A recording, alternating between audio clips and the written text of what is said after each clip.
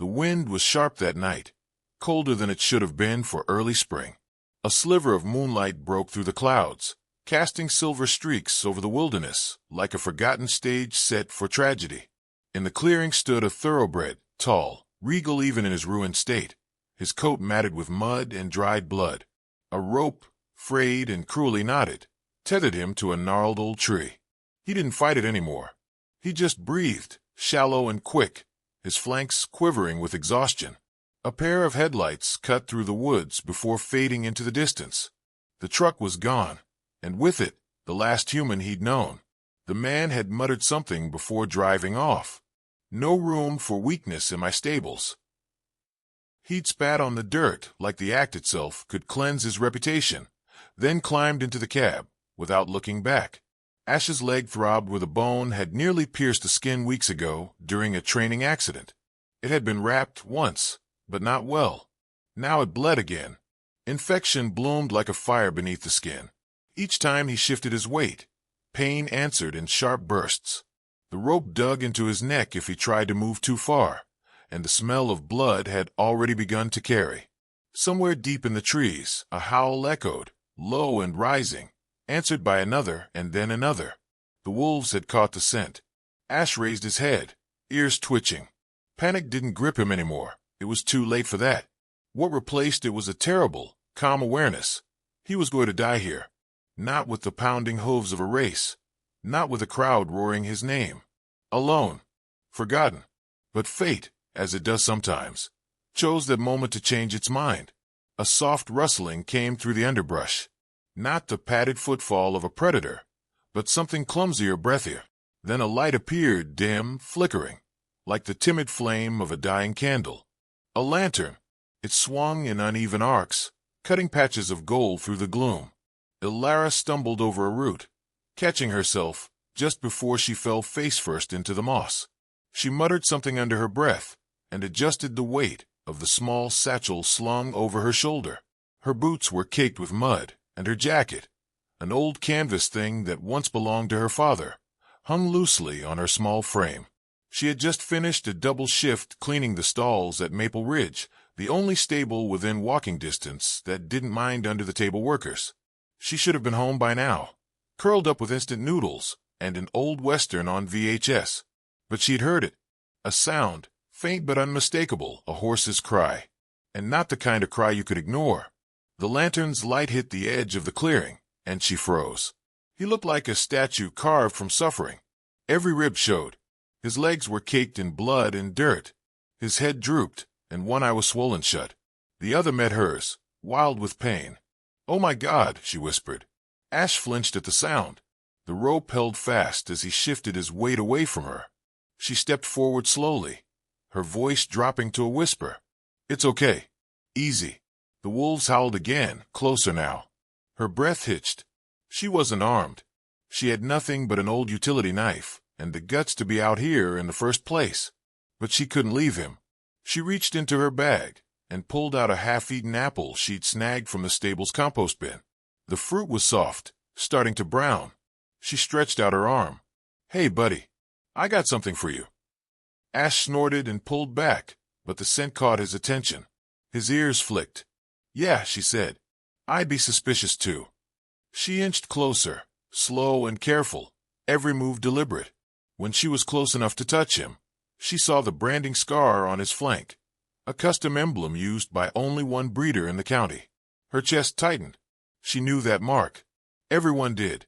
Gregory Vane, millionaire, renowned for breeding winners, also known for his silence when his horses disappeared after injury. Her hand brushed the rope. The apple was still between her fingers, but now she was focused on the knot. Complex, deliberate. Whoever tied it wanted to make sure the horse didn't run. Ilara muttered a curse, then dug the knife from her satchel and began to saw through the rope. Ash flinched as the tension snapped. She stepped back, but he didn't bolt. He staggered, legs shaking, but remained where he was. "I'm not going to hurt you," she whispered, placing the apple on the ground between them. He sniffed it, took one bite, then collapsed. Not dead, just spent. Ilara dropped to her knees, feeling for breath. It was there. Barely. Her own heart was hammering, louder than the wolves now. She had to move him. It took everything she had, pushing, coaxing, crying a little when the pain in her arms became too much, but she managed to get him up again. She looped the shredded rope gently around his neck, more for comfort than control, and started leading him through the woods. Every few feet, he stumbled. Every time, she encouraged him like he was carrying her too. The walk back to her place took nearly an hour. Her legs burned. Her jacket was soaked through. But they made it her, limping alongside him, and the Thoroughbred, still regal despite his wreckage. She opened a rickety gate behind her trailer and led him to the old tool shed she'd been meaning to fix for months. It wasn't much, but it had a roof and 3 walls. She laid down an old blanket and led him to it. Ash collapsed the moment he was inside. "I'll fix this," she told him. "I promise." She ran into the trailer and came back with peroxide, gauze, a bucket of warm water, and her only clean towel. The smell of infection was worse now that he was close. She gagged, then swallowed it down and began cleaning the wound. Ash twitched but didn't resist. She worked slowly, speaking softly, like her father used to when a horse was nervous. She poured the peroxide over the leg. Ash jerked and let out a sound like thunder held in a bottle. Sorry, she said, pressing a hand to his neck. You're okay. You're okay. He calmed. She wrapped the leg as best she could and sat back, exhausted. You need a name, she said. You look like you've walked through fire. Like ashes. She paused. Ash. He didn't react, but she smiled anyway. In the days that followed, she kept him hidden. Borrowed antibiotics from a friend at the clinic, mixed painkillers into soaked oats. She cleaned his wounds twice a day. When he refused food, she stayed with him, sang old songs, read aloud from dusty books. He began to take notice. He watched her more. His ears flicked when she entered. Once, she found him standing when she came outside, barely, but still standing.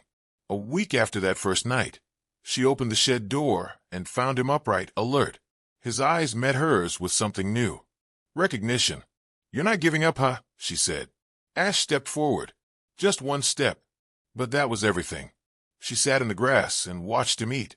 There was still so much to figure out. The breeder, Vane, would come looking eventually. Or maybe he wouldn't. Maybe he'd already written Ash off as carrion. But Alara knew the world didn't forgive kindness, especially not from people like her. Still, she wasn't going to run. Not this time. She brushed the sweat from her brow and leaned back, watching the sky shift from deep blue to the first blush of morning. I won't give up on you, she said quietly. Ever. Ash turned his head toward her. The wind picked up again, but this time it carried no howls. Only silence. Peaceful. Temporary. But real. And enough for now. Alara stood beside Ash as the sun bled gold over the ridge, brushing light across the dew-wet grass and the rusted roof of her shed. It had been nearly 3 weeks since she brought him home, and the world around them had shifted. Small changes. Subtle, but steady. Like the way Ash no longer flinched at her touch, or how he now lifted his head when he heard her footsteps approach. Healing wasn't loud. It whispered, a slow murmur in the silence of routine. His leg had improved, though far from whole. The infection had faded thanks to the stolen antibiotics, but the muscles were still weak, the joint stiff. Sometimes he dragged the limb, and when he tried to turn too quickly, his body reminded him of the damage. But he was standing, eating, watching birds with cautious interest. Alara had made a habit of talking to him as she worked, about the weather, the bills she was avoiding, stories from when she was little. She didn't expect answers, but she liked the way he listened, like she mattered, like her words filled a space that neither of them wanted to name. One afternoon, while she scrubbed a saddle she'd found in a neighbor's junk pile, she caught Ash watching her. His eyes were clear, curious. You've seen better saddles, huh? She said, smiling. Me too, but it's got character. She stood, wiped sweat from her brow with the back of her hand, and walked over to him. He didn't move away when she reached for his face. Her fingers traced the long scar along his cheekbone, and he blinked slowly, accepting. I know you came from somewhere big, she said. You've got that look. Like the world let you down. Ash huffed softly, a breath through his nostrils that stirred her hair. That night, after she fed him and locked up, Elara sat by the trailer window, flipping through a box of her father's old newspaper clippings. Most were from races long gone, some yellowed to the point of disintegration. Her fingers paused on one, a photo of a horse mid-stride, muscles stretched, hooves airborne. The caption read, "Golden Gale, trained by Gregory Vane, wins Breeders' Summit." Her heart stumbled. In the background, just behind the fence, was a younger version of the horse in her shed. The same proud profile, the same fire in the eyes. Ash. Her breath caught in her throat. No wonder he carried himself like royalty. He was bred from it. And Vane, he hadn't just owned Ash. He had paraded him, used him, tossed him aside when he fell. Elara's fingers curled around the newspaper.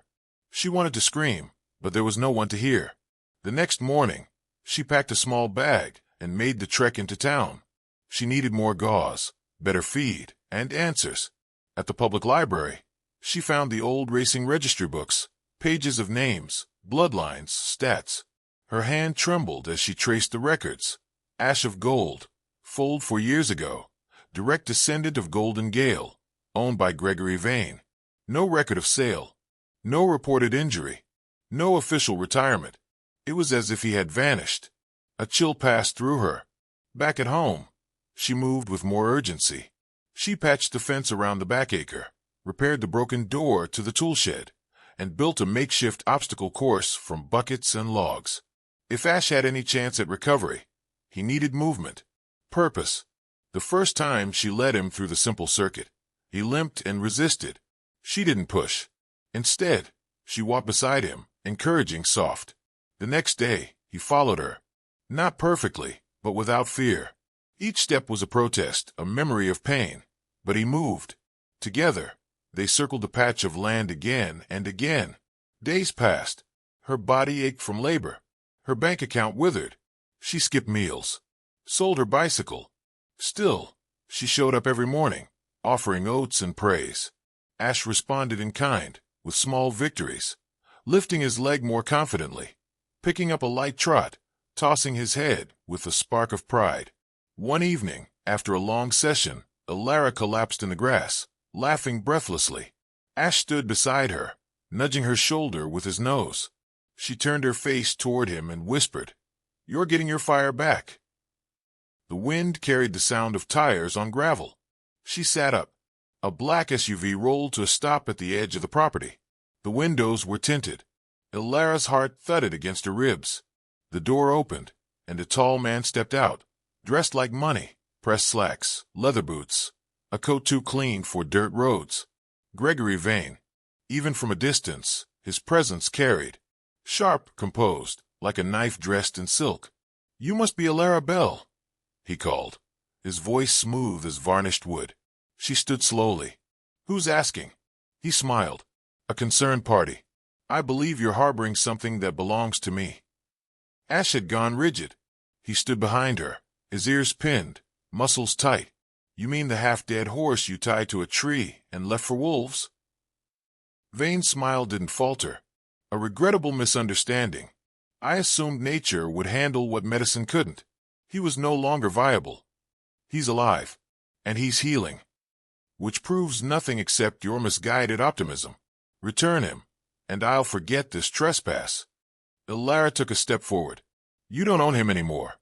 You abandoned him. I never signed him over. You never reported him either. As far as the registry's concerned, he vanished. That's not abandonment, it's evidence." Vane's eyes narrowed. "Be careful, Miss Bell. You're standing on shaky legal ground." "So are you," she said. "Try me." A long silence stretched between them. Finally, he turned back to his car. "You've made your choice. Just remember, choices have consequences." She watched the SUV vanish into the trees, her chest tight, hands trembling. She turned to Ash, who hadn't moved. "You're not going back," she said. "I won't let that happen." But she knew it wasn't over. That night, she called in every favor she had. She reached out to Reese Whitlow, an old trainer who'd vanished from the circuit after a scandal involving doping accusations he never fully answered. But Alara's father had trusted him. And more importantly, Reese knew horses, especially broken ones. When he arrived the next day, he didn't speak much. Just watched Ash walk, touched the leg gently, ran a hand down his back. "You've done good work," he said finally. "Is he strong enough?" "Not yet, but he could be." They worked in silence for days. Reese guided Alara through new exercises, techniques to rebuild strength without overloading. He taught her how to read Ash's posture, his gait, his eyes. Some days, Ash would fight. Some days, he'd surprise them. But he always tried. Reese said little about Vane, but the warning was clear in his tone. "You poke a man like that, he's going to come back with teeth." Alara nodded. "Let him." Under Reese's guidance, Ash improved rapidly. The limp faded into a slight hitch. His stride lengthened. His instincts, dulled by pain and time, returned in bursts of brilliance. He chased birds. He ran short bursts across the field. He whinnied when Alara approached. Then came the flyer. A local horse rehabilitation group was hosting a small race, an underground event for retired or discarded thoroughbreds. No fancy sponsors, no crowds. Just a field, a track, and a second chance. Alara read the notice twice. No entry fee. No pedigree requirement. Just a chance to run again. She looked at Ash, who stood proudly beneath the sycamore tree, his coat catching the light like burnished bronze. He deserved that chance. She showed the flyer to Reese. "You sure?" he asked. "No," she admitted, "but I think he is." Reese scratched his jaw. "We'll need time, conditioning, and a saddle that doesn't fall apart." "I'll find a way." She sold what little remained of value. An old silver ring. Her father's radio. She took on extra shifts, cleaned tools, scrubbed grout. Each coin she earned felt like buying another step toward something real. The night before the race, Alara sat in the shed beside Ash. She rested her head against his flank and listened to his breathing. "I don't care if we win," she said softly. "You've already won. Just being here." Ash shifted his weight and lowered his head until his nose brushed her shoulder. She smiled through the ache in her chest. In the distance, thunder rolled, not from the sky, but from hooves. Riders were already gathering for tomorrow's event. Word would reach Vane. Maybe he'd come. Maybe he'd try again. But Alara was ready. So was Ash. Dawn broke over the makeshift race course, like a held breath. The field, rimmed by weathered fences and bleachers cobbled from plywood, buzzed with quiet excitement. Trucks lined the outer ring, their beds piled with gear and blankets. Horses, some gleaming, others bearing scars like medals, snorted in the crisp air. The scent of hay mingled with exhaust and anticipation. Alara guided Ash from the trailer, his halter wrapped in blue cloth to hide the worn leather beneath. Around them, spectators turned, eyes narrowing as they took him in. He was still thin. The healed leg bore a faint stiffness, but there was something in his movement, measured, defiant, that made people look twice. Reese stepped beside her, his coffee steaming in the cold. "He doesn't look like the others." "No," she said, adjusting the bridle. "He looks like he survived." Ash tossed his head, as if agreeing. There were 12 horses entered. A mix of stories, neglected, retired, rescued. No one here was chasing fame. But for Alara, it felt like standing on the edge of something far greater than a ribbon. This race wasn't about speed. It was about reclamation. They moved toward the entry gate as the announcer's voice crackled from an old speaker. "First heat begins in 10. Riders to the post." Ash's ears pricked, alert. Alara tightened the cinch and swung into the saddle, legs trembling beneath her jeans. It had been years since she'd ridden competitively, but the movements returned like muscle memory. She leaned forward, whispered in his ear, "Just listen to me, all right?" He pawed the ground, breath rising in thick plumes. A hush fell as the horses were led into place. The track wasn't pristine, just a dusty oval worn into the earth, but it might as well have been Churchill Downs. Alara glanced to her right, noting the sleek bay beside them, its rider stiff with focus. To her left, a gray mare fidgeted anxiously, eyes wide. The starter raised his hand. Ash grew still beneath her, waiting. The signal rang out. a sharp whistle, and the gate sprang open. For a heartbeat, everything blurred. Dirt kicked up in violent clouds. Hooves thundered like war drums, and Ash surged forward, not with reckless speed, but with practiced control. Ilara held steady, guiding him inside the curve, staying tight on the rail. One by one, they passed the weaker starters. The noise fell away. It was just her and Ash and the pounding earth. Halfway through the track, Ash's gait hitched, barely, but enough that Ilara felt it ripple up her spine. "Breathe," she murmured. "You've got this." He didn't falter again. By the final turn, only 2 horses remained ahead. Ilara leaned closer, urging gently. Ash responded, muscles coiling with a power she hadn't yet seen unleashed. They crossed the finish line third. Not first, not last, but strong. Whole. Ilara dismounted, legs weak, heart wild. She buried her face in his mane and exhaled a laugh that turned into tears. Reese met them at the gate, clapping a hand to her shoulder. "You gave him back his fight." "He gave it to himself," she said. "I just reminded him it was still there." They didn't win a trophy, only applause and a hand-painted ribbon. But the real reward came in the quiet nods of respect from strangers who'd seen what Ash had become. Survivors recognized their own. But the victory was short-lived. As the crowd dispersed, a second black SUV pulled up beside the trailers. Doors opened. This time, 2 men in blazers emerged. One held a clipboard, the other a subtle smirk. Gregory Vane stepped out last, his presence a chill in the sunlight. "I see you've been busy," he said, gaze falling on Ash. Ilara stepped forward, spine straight. "He's not yours anymore." "That's where you're mistaken." Vane nodded to the man with the clipboard. "This is Mr. Harper, legal counsel." Harper flipped a page. Per this documentation, the horse in question, registered as Ash of Gold, remains the legal property of Gregory Vane. No bill of sale, no signed release, no reported death. The animal is considered stolen under current law. Gasps rippled through the nearby riders. Ilara's jaw clenched.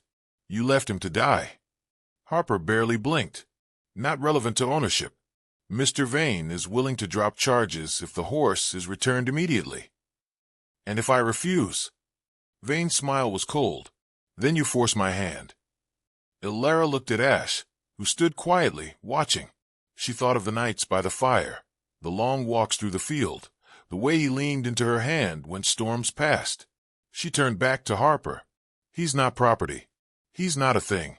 And if you try to take him, you better be ready to drag me down with him." Reese stepped beside her. "You'll have to go through both of us." The standoff stretched. Then a quiet voice spoke up. "I can testify." A woman stepped forward, gray hair pulled into a braid, boots caked with dust. "Name's Miriam Cole.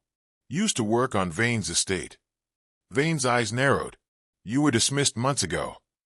"That's right," she said calm. "After I refused to help sedate a horse so you could abandon it in the woods." Murmurs surged around them.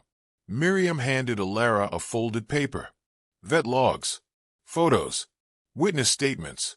I made copies. Been holding on to them, just in case." Vane's smugness faltered. Harper stepped back, suddenly unsure. Ilara opened the folder. The evidence was clear: dates, photos of Ash tied to the tree, medical reports noting deliberate neglect. "You can take this to court," Miriam said. "He won't win." Vane's voice turned sharp. "You're bluffing." "No," Ilara said, stepping closer. "I'm betting on truth, and people who won't stay silent anymore." Vane's mask cracked. He turned, spit hitting the dirt. "This isn't over." But as he stormed back to his car, it was clear. He had lost something far more valuable than a horse: his control. Days later, the court ruled Ash legally relinquished due to abandonment and cruelty. Ilara was granted full ownership, with a fine imposed on Vane for attempted fraudulent claim. But that wasn't the end. The story made its way online. A small blog covered it first, then a local paper, then a national equestrian magazine. The Millionaire, the Mayor, and the Girl Who Wouldn't Let Go. Ilara didn't care for the attention, but the donations poured in: feed, medicine, tack. Enough to repair the barn. Enough to build a small rehabilitation paddock. She renamed the property Second Run Acres. Ash had his own stall now. A new saddle. A nameplate on the door that simply read, "Found, not broken." Ilara stood by the fence one evening, watching the sunset pour gold over the field. Ash galloped freely, mane whipping in the wind, a streak of fire and strength. No limps, no hesitation, just pure, undiluted motion. Reese joined her, arms crossed. "What now?" "We help the next one," she said. "There's always another." He nodded.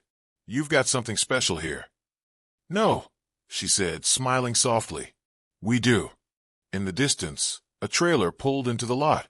A young woman stepped out, leading a trembling chestnut with cracked hooves and dull eyes. Ilara moved toward them, her voice calm and sure. "Welcome to Second Run. You're safe here." As Ash watched from the hill, the wind stirred, carrying the scent of spring. He stood tall, regal, not a discarded prize, but a survivor with purpose. And in that moment, everything that had broken became the very thing that rebuilt.